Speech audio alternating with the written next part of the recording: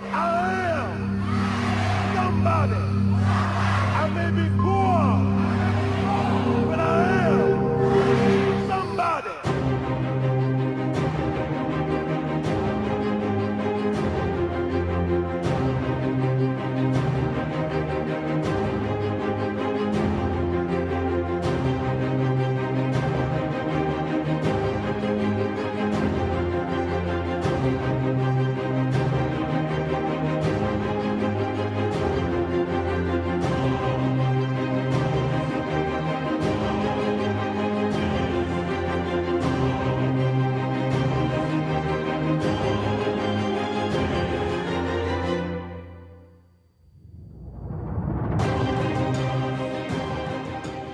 Good morning. Welcome to the Saturday Morning Community Forum. We are grateful for your presence and your continued support for our work.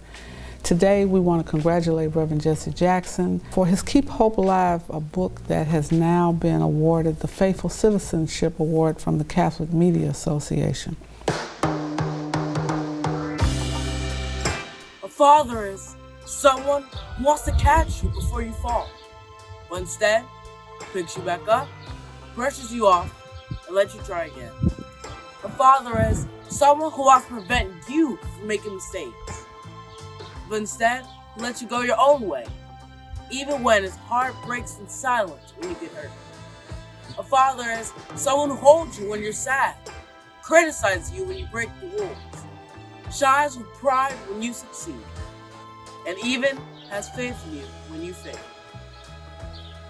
That's my father, God, of course. Happy Father's Day, God. I want to say Happy Father's Day to all of the fathers. I'm not talking about biological fathers only. I'm talking about men who, and then there's some women who have played a father role in the lives of children.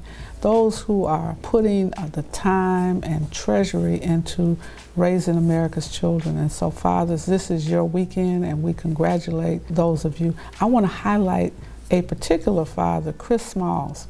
Here's a young man who has children of his own, but he's taken time and risked his own personal income to fight for labor rights for fathers and mothers who work for Amazon. He's trying to organize workers that they might have the proper protections working in an environment that is filled with the possibility of contracting COVID-19. He is fighting for workers' rights, livable wages, benefits, time off, all sorts of things that people who have union benefits receive. So happy Father's Day to Chris Smalls. He's our model father for this year. He is our father of the year. He's an activist and he's working hard for you and I. Thank you, Chris. Hello, everybody. My name is Chris Smalls. Thank you for honoring me. What fatherhood means to me is everything. I'm a father to two beautiful twins, one boy, one girl, Nyla and Gianni. They are 8 years old. They're going to be 9 this year. And they are the reason why I get up every single day and continue to fight the way I fight. They are my motivation. They are my energy. I made a vow to myself when I became a parent that I will always try to be a part of their lives no matter what situation I'm in, no matter what's going on in my life. Growing up as a kid for myself, unfortunately, my father was incarcerated and he wasn't a part of my childhood and my young adulthood. So I tried to make a promise to myself to be there for my children, no matter what I'm going through. And right now I'm fighting one of the biggest fights in my life against Amazon. And my children has literally been there every step of the way, even behind the scenes. They are tech savvy, so they do watch a lot of YouTube and they watch a lot of my interviews. And now they're actually showing up to my protests. They came with me to a few of my latest rallies. And it's a beautiful thing to see because what I'm fighting for is also not for the now, but it's for the future. And I believe the future is now and the youth is the way to the future. So being a father to me, it's the biggest blessing of my life. I wouldn't trade it for the world. I love my children to death, and I wouldn't trade them for the world. And I hope for Black fathers in this country, especially in America, that they are uplifting their children, spending time with their children on Father's Day, making sure that you're a part of your children's life. That's the best thing you can give to a kid, is being there for them every step of the way. And God bless everybody. Thank you for honoring me once again. And stay safe. Solidarity, y'all. Greetings.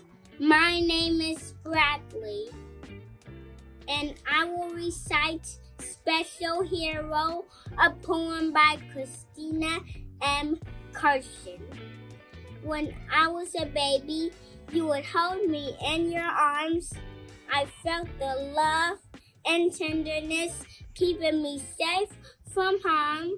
I would look up into your eyes and all the love I would see. How did I get so lucky? You were the dad chosen for me. There is something special about a father's love. Seems it was sent to me from someplace up above. Our love is everlasting. I just want you to know that you're my special hero, and I wanted to tell you so.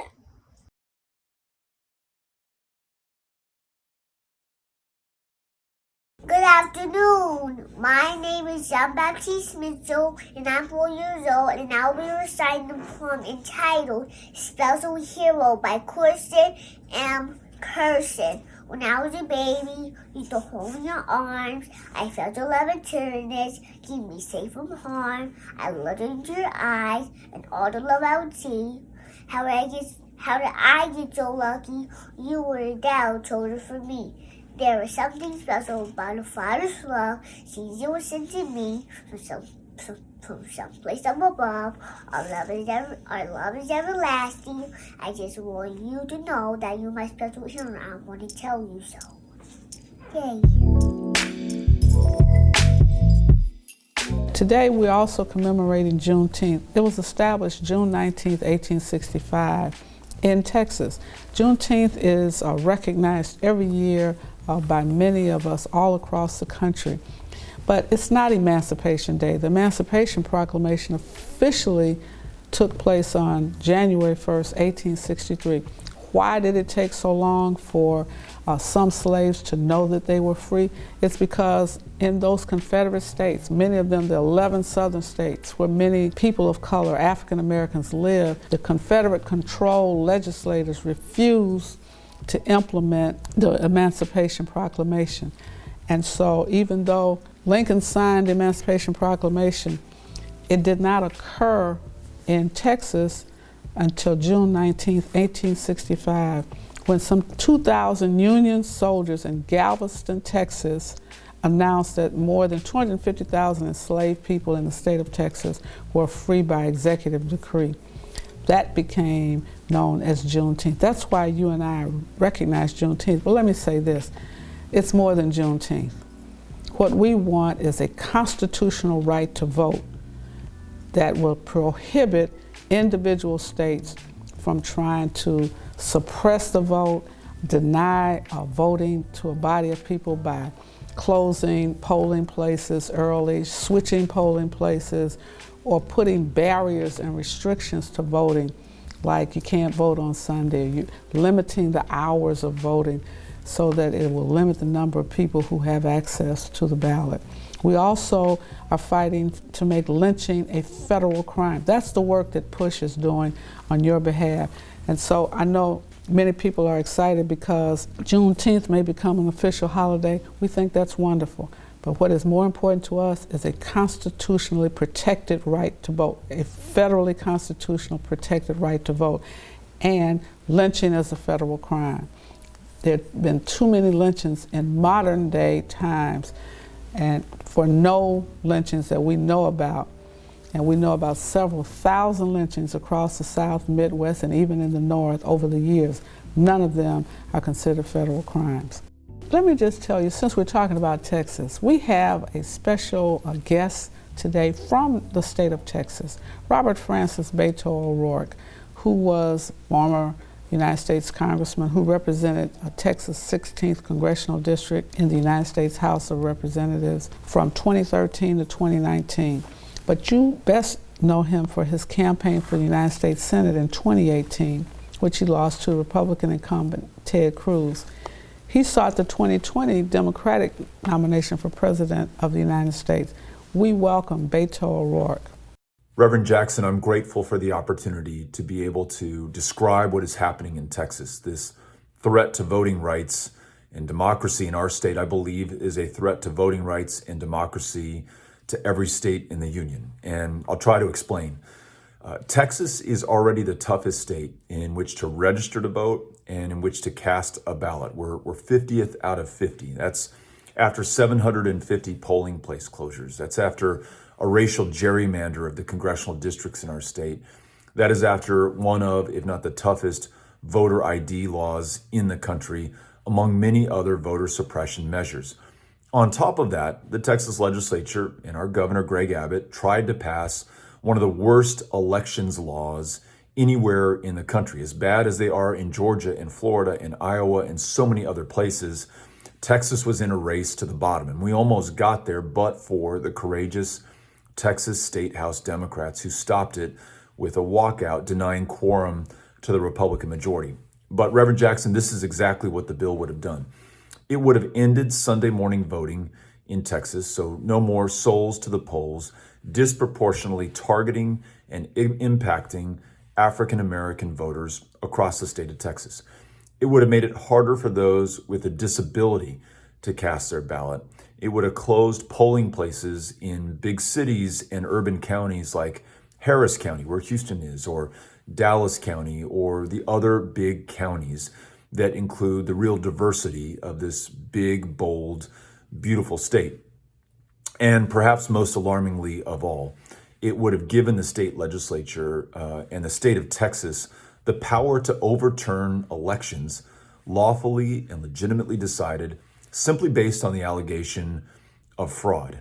All of that combined, when connected to what passed and was signed in Georgia and Florida, to the insurrection on the 6th of January, to the big lie being trafficked by the former president of the United States and those who are complicit in spreading this disinformation and these lies to poison the minds of tens of millions of our fellow Americans, poses the single greatest threat to our democracy, certainly in our lifetimes. It's why I think it is so important for all of us to do all that we can to ensure that President Biden uses his power, all of his power, to pass the For the People Act. This was passed in the House of Representatives, where it was known as H.R. 1, but it's now stalled in the United States Senate. Nearly every Democratic senator in an institution where they comprise the majority is on board, except for one, maybe two. Now, I don't know what we can do to change the minds of those who represent the people of Arizona or West Virginia, but I do know that the most powerful person on the planet, the President of the United States, has an extraordinary convening power and an ability to help senators see the right way forward. And we know that President Johnson, thanks to you, to Dr. King, Ambassador Young, Fannie Lou Hamer, and all of the civil rights leaders and those who engage in the civil rights and voting rights struggle, helped to produce that in the Johnson administration. That's how we got the 1965 Voting Rights Act. We need just such a concerted effort at this moment from every part of the country, all we got from all of us. And that's what we're trying to do in Texas right now. I'm speaking to you from a hotel room in Emory, Texas, in Rains County, a rural part of the state northeast of Dallas. We're taking this message to communities like this that overwhelmingly vote for Republicans, as much as we are taking it to communities that overwhelmingly vote for Democrats, because this is not about party, this is about democracy. So I want to thank you for helping to shed a light on what's happening in Texas, how it's connected to the national struggle, and for your lifelong work to make sure that this country realizes its potential and its promise, especially when it comes to civil rights and voting rights. Thank you.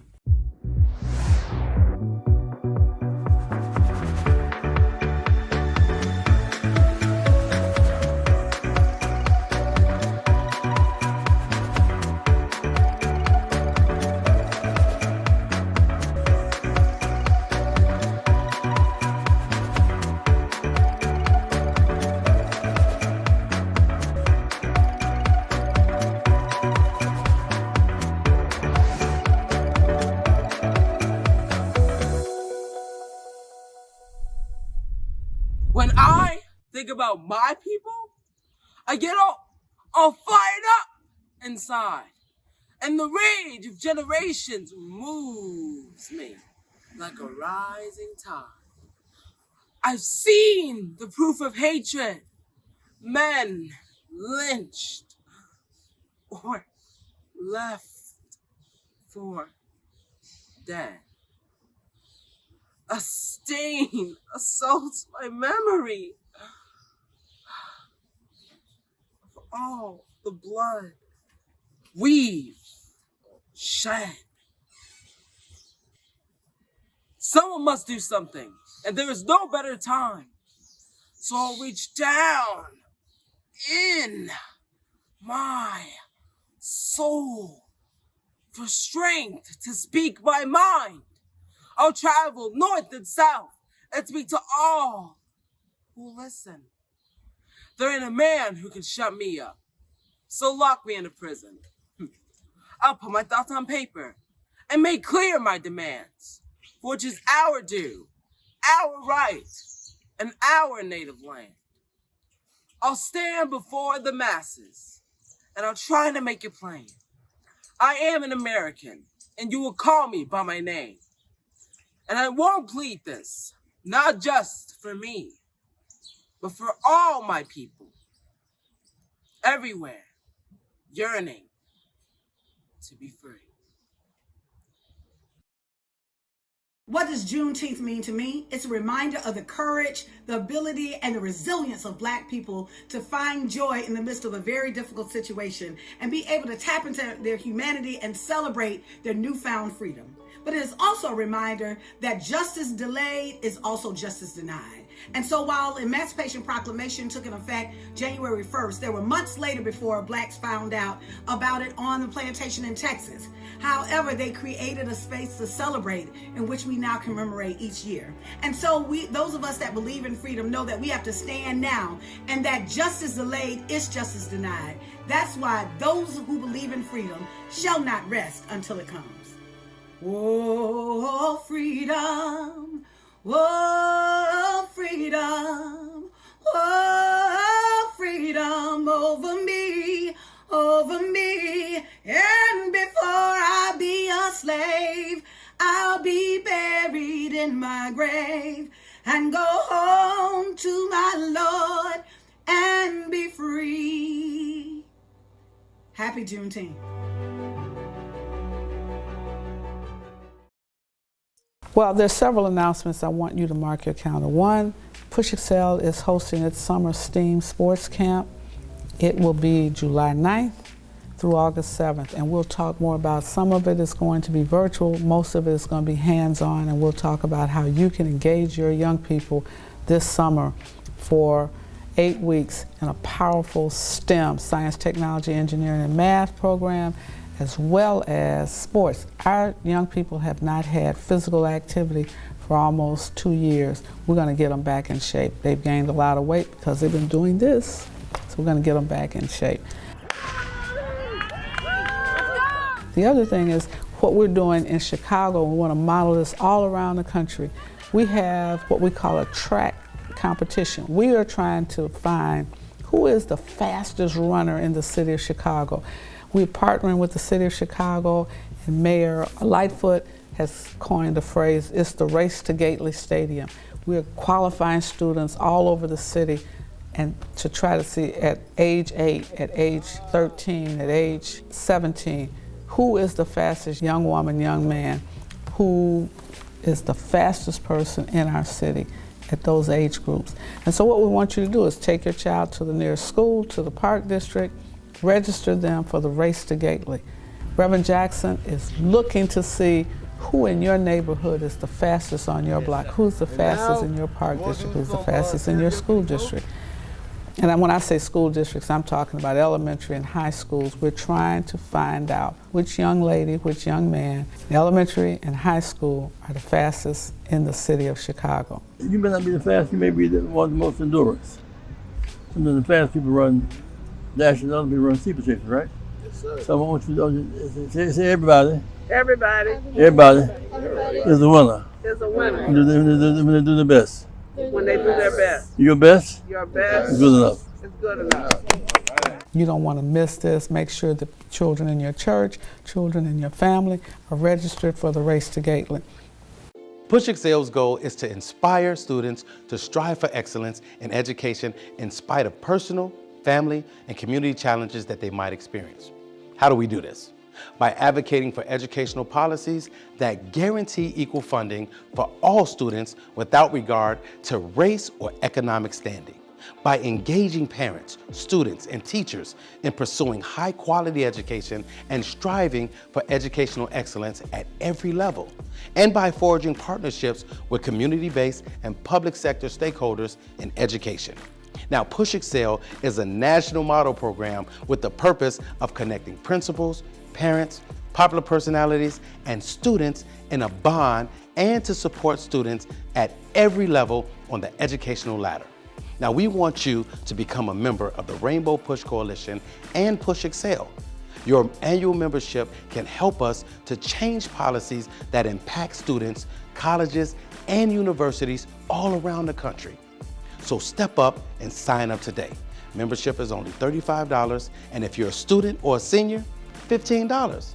Just go to our website, rainbowpush.org, and push join to become a member or push donate to support the Push Excel program.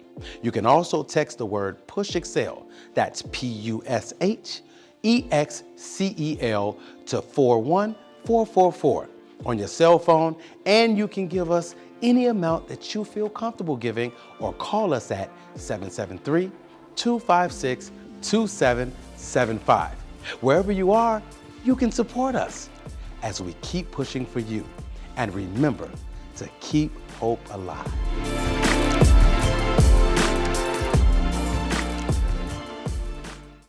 I am pleased to present our keynote speaker for today, the Reverend Dr. Otis Moss III. He is a third-generation activist.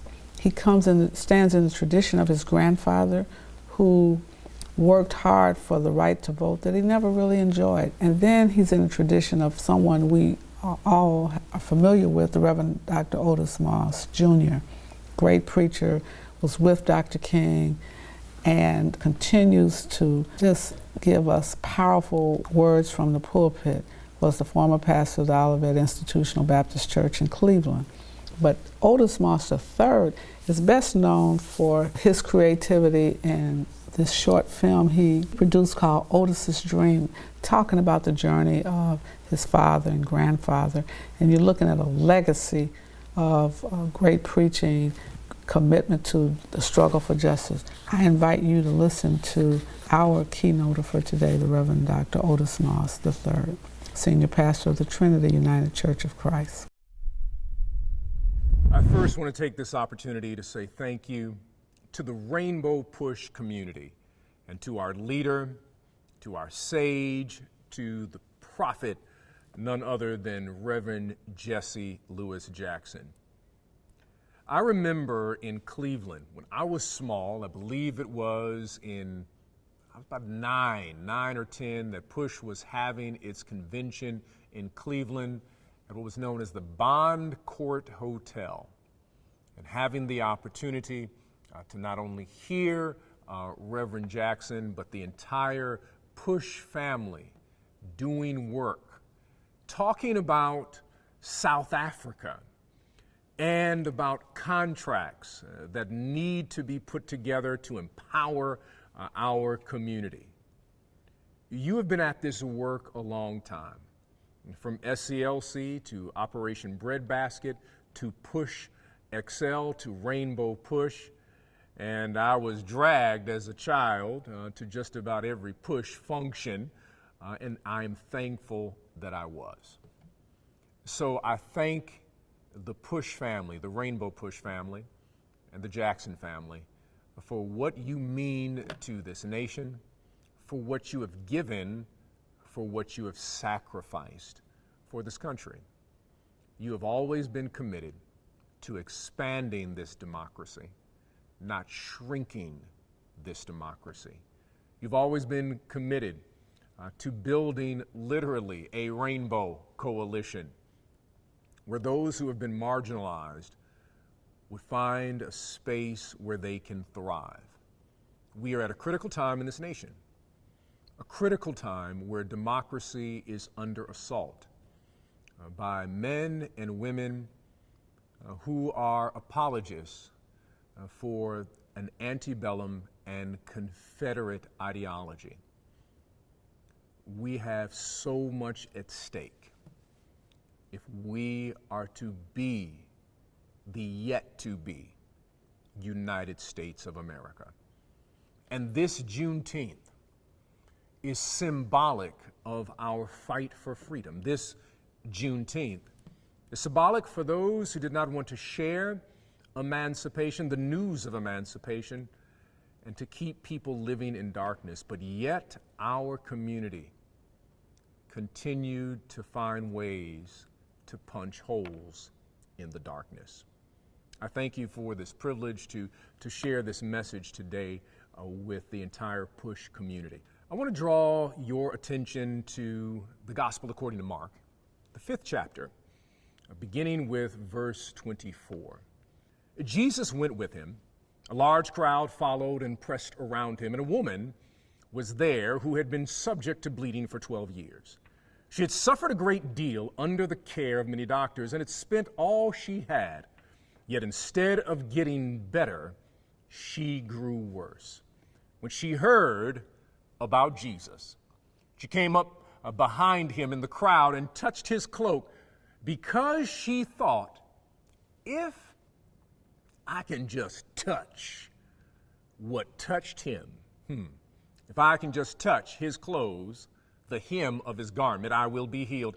Immediately, her bleeding stopped, and she felt in her body that she was freed. She was emancipated from her suffering. At once, Jesus realized that power had gone out from him. He turned around in the crowd and asked, "Who touched my clothes?" "You see the people crowding against you," his disciples answered, "and yet you can ask, 'Who touched me?'" But Jesus kept on looking around to see who had done it. Then this sister, knowing what had happened to her, came and fell at his feet, trembling with fear, told him the whole truth. He said to her, "Daughter," let me say it again. He said to her, "Daughter, your faith has emancipated you. Your faith has healed you. Go in peace and be freed from your suffering and exploitation." May the Lord add a blessing to the reading and hearing of God's holy word. I want to, for the next few moments that we have, this moment in history and time with Rainbow Push, I want us to focus on this idea of we have nothing to lose, you have nothing to lose, I have nothing to lose, we have nothing to lose. Beloved, as a child, I loved the circus. My godfather, by the name of Alfred Warren, who was nicknamed Torpedo because he was an all-American diver at the Central State University, took me and my god brother Carlin Warren yearly to the circus, the Barnum and Bailey 3-ring circus. I loved everything about the circus. I loved that little tiny car that all those clowns piled into. I loved the high wire act, the trapeze artist. I loved the lions, the tigers, the bears. Oh my, I loved all aspects of the circus. But the animals that fascinated me more than any other animal were the elephants. These magnificent, enormous beasts were rather peculiar to me, though. These amazing, powerful, extraordinary, and beautiful beasts would listen to a little man who had nothing more than a whip and maybe a chair. Now, they were bigger than this man. They had more power than this man. They had more strength than this man. They literally had more physical and physiological authority than this man. But they listened to someone who didn't have as much power or authority because he held a whip and a little chair. And I have to be honest with you that when my godfather took me to the circus, I was always nervous because we had good seats. And I was afraid because we had in the third or the fourth row at the Richfield Coliseum outside of Cleveland. I was always nervous that if the elephants decided that they were going to have a coup d'etat, a revolution, that there was nothing that we could do sitting in the third or fourth row. And as a child, I always wanted to know.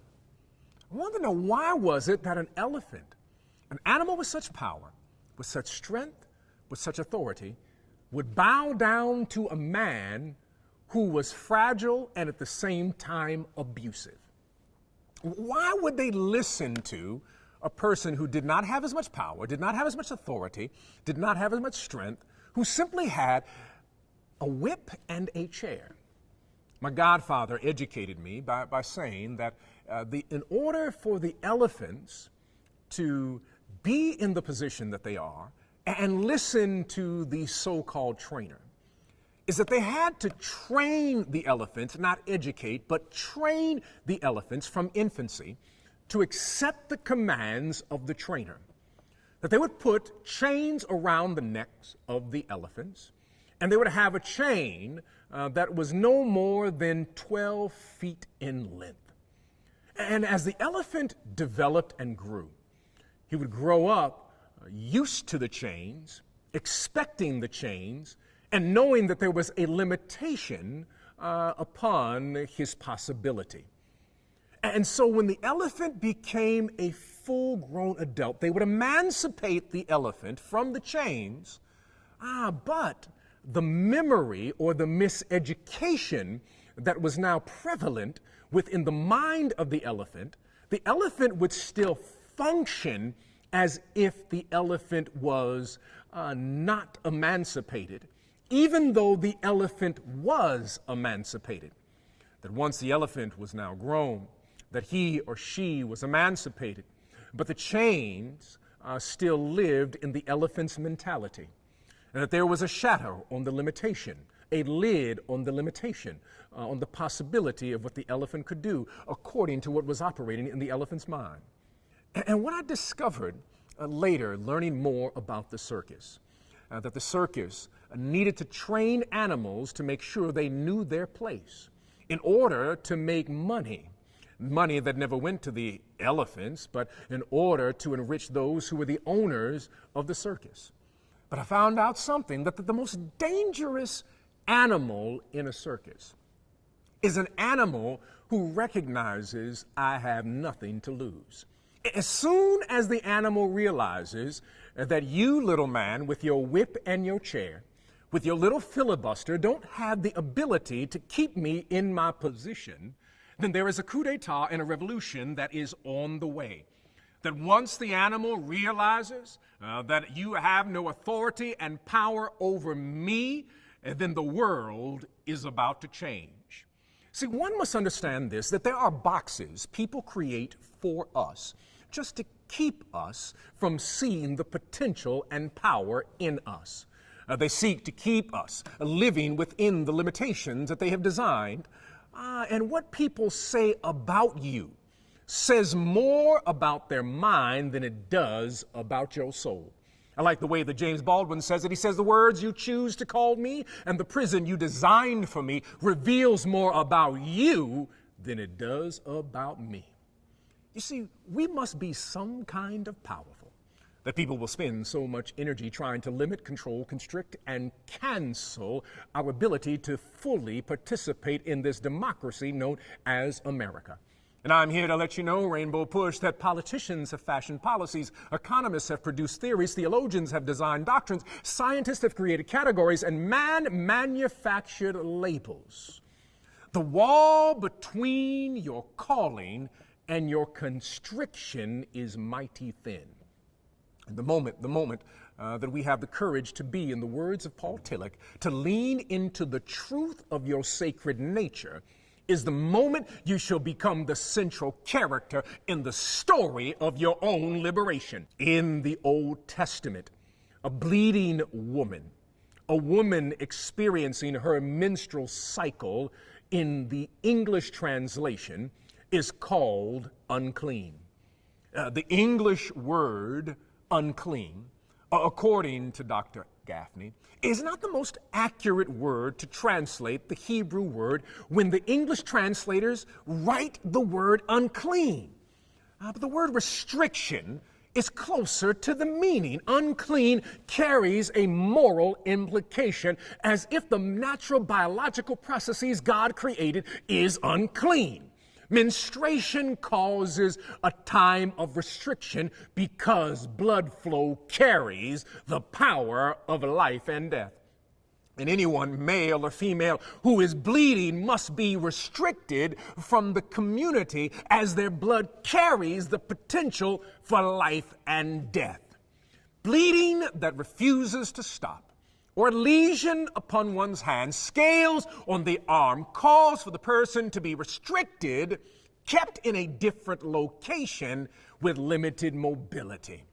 But we have used the term and the word unclean over and over again, as if God made somebody unclean. There was restriction, but it is not unclean. That usually happens when a patriarchy is usually making all of the doctrine and the rules, they end up leaving out particular individuals that God has already placed God's hand upon. And we must see here that this form of restriction was placed disproportionately on the shoulders of women. Restriction forced women who hemorrhaged to live in exile next to the restricted neighborhoods.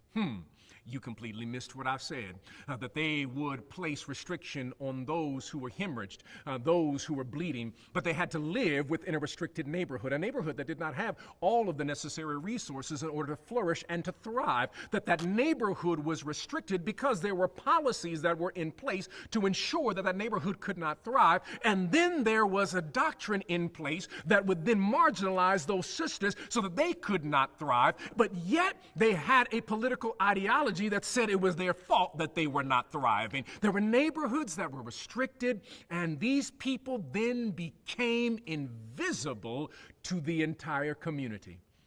That anybody with a visible difference was deemed spiritually and medically restricted. But here is the good news. I'm almost done, y'all.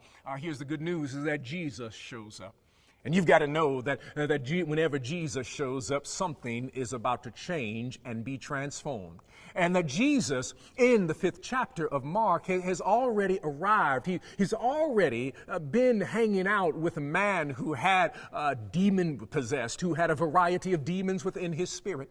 And when he witnessed this person who was living among the tombs, who had some mental health challenges, he freed this man. He freed him from a legion of issues. Hold on now. That's a whole nother message. It's said that in the scripture that the demons answered and said, "We are legion." In other words, his issues ended up answering instead of the man, but it's Jesus who exorcises the demons, and the man is then clothed and in his right mind, and the people are afraid.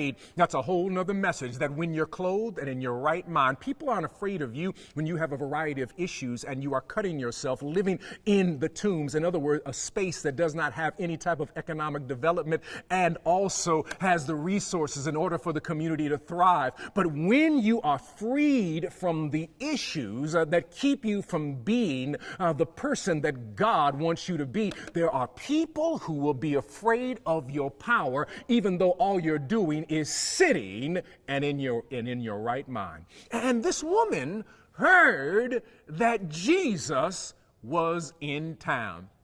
That's why I love this sister. This sister is something else. She is so powerful, and I want to break some things down so you understand the power of this woman. You see, she was restricted because there were human beings that were looking through fundamentalist eyes and restricting her instead of looking at restoration. But when Jesus is present, Captives are set free, storms cease, withered hands are restored, and the paralyzed start walking, and guess what? Mama starts shouting. You see, Jesus is present, but this story rests on a sister, if I may break this down and bring a womanist interpretation so that you can see this word in a way that you have never seen it before. There is an unknown woman within this particular text. We don't know anything about her. We don't know her name. We don't know where she was born. We know that she has been restricted. We know her condition. We know her issues, but we know nothing about her character. You still missed it. You see, we know her condition, but we don't know her. Well, we know her condition, but they don't give you any indication about her character. And I want you to understand, don't confuse condition with character. Condition, I have no control over. It's external, but character is my choice. You will never reach your calling until you learn how to interrogate yourself and deal with your spiritual character. And that's what I like about this woman, that you have to question the boxes other people created for you.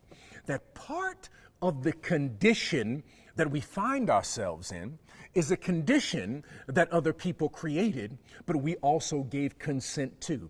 Because the only way that you can fully be enslaved is you have to accept some of the chains. You have to fight every day, even if people put you in chains, even if people want to restrict the voting, even if people want to say that you can't teach your history in the school system. You got to fight every day and cannot consent to your own enslavement.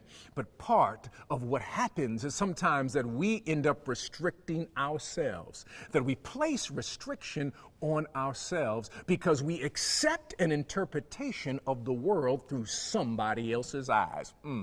But you see, what you have done to yourself, my father says it this way, one of the greatest sins is the sin of self-disenfranchisement. To live by the boxes that someone else created for you is an insult to God. It has to be your choice. If you want to leave restriction and leave exile. But let me move on here and break this thing down about this sister. I love this sister. This sister is so powerful, and I like to put it down that she's a courageous sister. Why is she a courageous sister? I told you, she is a woman who's been hemorrhaging. She is a woman who has an issue of blood. She is a woman who lives in a restricted area, in a restricted community, that there is a doctrine that says that there's something wrong with her, according to the theologians who are men who do not have any understanding of the suffering and the pain. When she looked for medical help, because there was no system for her to be covered, they had people who were taking advantage of the fact that she didn't have enough money. So she had doctors who were also exploiting her, and she's living in a particular community. But she recognized that I have nothing to lose. You still missed your shout. She's living in a restricted area. She's living in a place that doesn't have any resources. She's living with other people who have the same mentality, who are living in an area that is restricted from resources. There are other people like her. There are other people who've dealt with the same type of exploitation because they have to live in the same area. But she makes the decision. It's only one who comes out of this restriction, this courageous sister. And that's what I love about this sister, because she recognizes she has nothing to lose. Sometimes you've got to have enough courage that even if you don't get what you want, you have to leave your location so that you can have some different scenery. It's not about just the win. It's the fact that you've got to leave out of the restriction that other people have placed for you. And as a community, we've got to continue our fight and leave any restriction that any particular community says that we have to stay in. And I'm here to let you know, on this Juneteenth that we've got to fight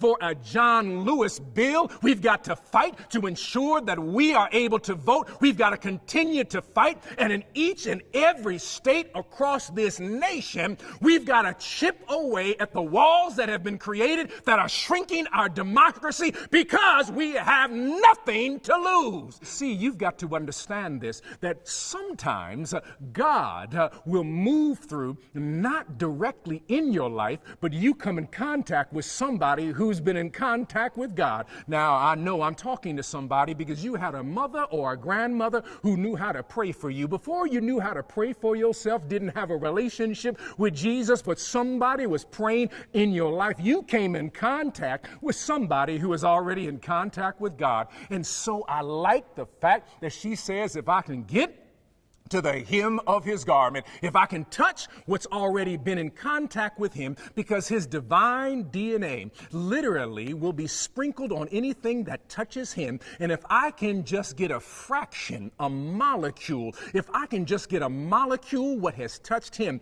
that molecule will do something in my life. And so she rolls up on the disciples, the church folk who are blocking her from getting her blessing.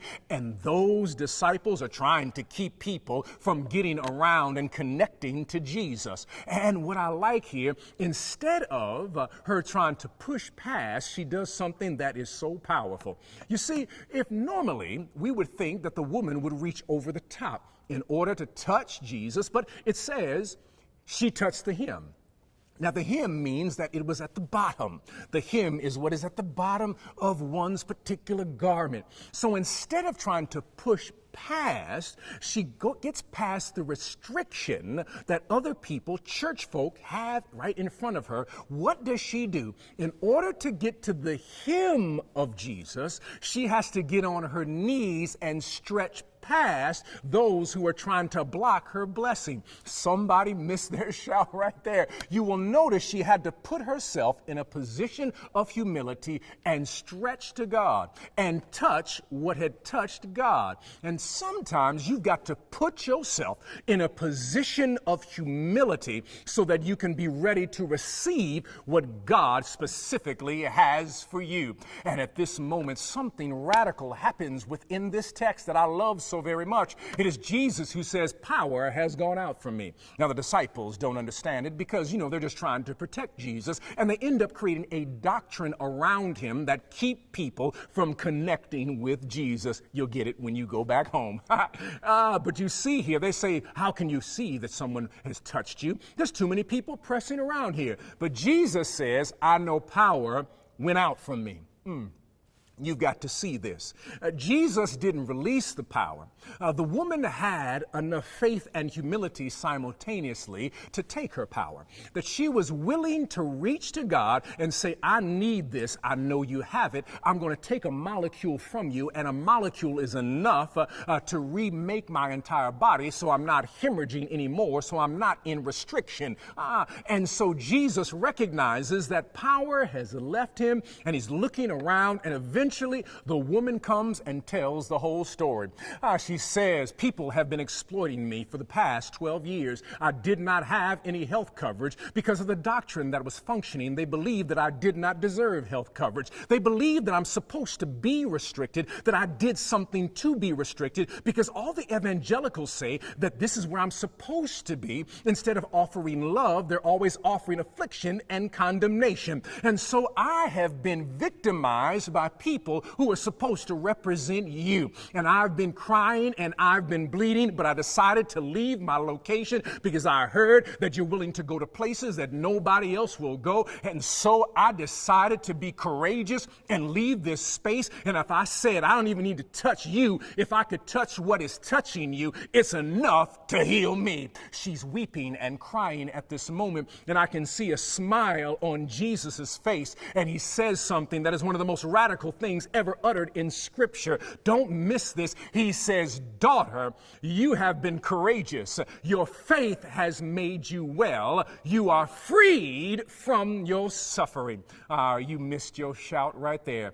And I'm here to let you know that on this particular day, we have nothing to lose. We have nothing to lose, daughter, as you fight for equality. We have nothing to lose, son, as you fight for equality. We have nothing to lose as a community. We have nothing to lose to stand against those who will not even admit that January 6th and a riot and an insurrection happened. We have nothing to lose for those who don't even want to speak about a George Floyd Act to be able to transform policing. We have nothing to lose to reimagine what our cities can be. We have nothing to lose on this Juneteenth to ensure that every person has health care and no one is hemorrhaging in our community. We have nothing to lose. And I'm here to let you know on this Juneteenth here at Rainbow Push, we have nothing to lose, daughter. We have nothing to lose, son. It's time for us as a community for a revolution to start. The chains have been taken off physically, but it's time to take the chains off mentally. It's time for us to organize and time for us to fight. Why? Because we have nothing to lose. America is not yet America of what it needs to be. We must fashion it into the yet to be United States of America. I've got to get out of here, but I'm here to let everyone know who's on this broadcast that we have nothing to lose. Keep up the fight. Keep on fighting, keep on pushing, keep on pressing, keep on protesting. The revolution will not be televised. We have nothing to lose. We have nothing to lose. We've got to keep up the fight. The chains are gone, but for some of us, in the words of Carter G. Woodson, we are still miseducated. It's time to start and organize and fight, daughter. It's time to fight, son. We have nothing to lose. God bless you. I want you to prepare yourself to join us at our annual Rainbow Push CEF, Push for Excellence International Convention. It's virtual this year. There's no excuse for you not to be able to participate, attend, and enjoy information, inspiration, and something that will give you a destination for your action. Those of you who are students majoring in social justice, this is where you want to be, August 1st through the 6th. The reason we're delaying the convention from July to August is because we want to make sure that you will be able to see Reverend Jackson receive the highest award for any civilian from the President of France, which he will receive in July. We will air for you his receiving that award so you can participate and see our founder receive the highest award from the President of France. We didn't want you to miss this opportunity, so we are delaying our convention to include that ceremony in our convention this year. So get ready, get registered. August the 1st through the 6th. If you're not registered, you're going to miss everything. For 2021, we're excited to get more people engaged and involved in Rainbow Push, supporting the programs of Push for Excellence and the Citizenship Education Fund. Now, if you're interested in public policy and you want to help change the policies that impact those who are incarcerated, you can do so. If you're interested in impacting public policies that benefit education and businesses with social economic solutions, you can do that as well. You can become a policymaker by becoming a member of Rainbow Push right now. Now, if you believe in the scholarships that we've given to thousands of students each year, you can help us out. We've awarded more than $10 million in scholarships year to date. Now, you can help young people achieve a higher education by becoming a member of Rainbow Push right now for the annual fee of only $35. And if you're a student or a senior, it's only $15. You can help us make a difference in the lives of millions. Now, if you watch us every week, or if you listen to us on the radio, or if you're viewing on social media, we need you to become a member. And how do you become a member? It's simple. Visit us at rainbowpush.org and press join. Maybe you'd like to support the work of Push. If so, it's really simple. You can do so by texting the word PUSH, that's P-U-S-H, to 41444 on your cell phone, and you can give any amount that you feel comfortable giving, or you can call us at 773-256-2775 or go to rainbowpush.org and push donate. So whenever you want to support, you can do it from anywhere. So keep pushing, because we're going to keep pushing for you and keep hope alive. Dr. Kim, I went to jail with a group of 7 students, July 17, 1960, almost 60 years ago. We never stopped moving. I lost a few of jail cells and death. We never stopped moving. I thought it was time to write some of it down so the only generation can learn how we did and what we did and how global it was. Whether speaking about Mandela in South Africa, India, Qatar, about Gandhi in India, here at home. This book tells the story, so please get it and give it to your friends. Read it, let's argue about it, let's discuss it. Yep, so the book is Keeping Hope Alive, Sermons and Speeches of Reverend Jesse Jackson Sr. It's quite a good collection. You know, we've got sermons and speeches from around the globe because you have made such a global impact, not just here in the U.S., but around the world. Thank you for tuning in to our International Saturday morning broadcast. We need your support. Here are ways to give to Rainbow Push Coalition. Text PUSH, P-U-S-H, to 41444 to support the work of Reverend Jesse Jackson Sr. and Rainbow Push Coalition. When you shop, Amazon gives. Visit Amazon Smile and select PUSH for Excellence as your charitable organization by starting your shopping at smile.amazon.com. We are sanctuary. We are a sanctuary. When I think of Rainbow Push, I think of 2 words: social justice, education advocacy, political empowerment, freedom and equality, corporate partnership. Stop the violence. Save the children. Don't get in. Shut it down. If we don't get in, shut it down. political change, inclusion, evolution, progress, justice. Jesse Jackson. Keep hope alive. Keep hope alive.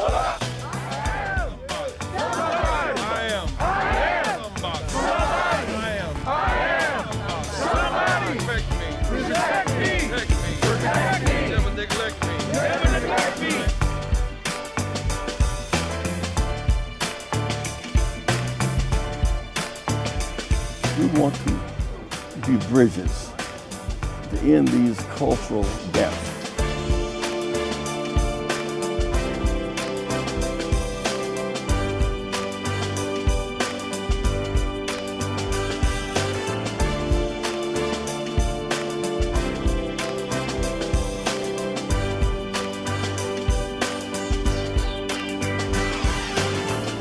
We're going forward. By hope. Not backwards. By fear.